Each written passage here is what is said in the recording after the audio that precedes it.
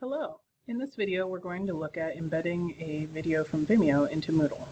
So start on the main page of your course and make sure that you have editing turned on, then add an activity or resource.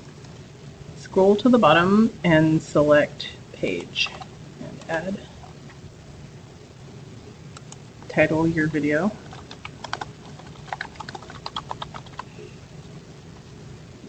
We usually ignore this box as it doesn't really show up to students in the posted portion. In page content, you can add a text description if you would like of the video that you'll be inserting. Then click over to your Vimeo page and find the video that you would like to use. Click on that. Up here you'll see a share button. Click the share button and click Copy Embed Code, and that will copy it to your clipboard, like it says down here.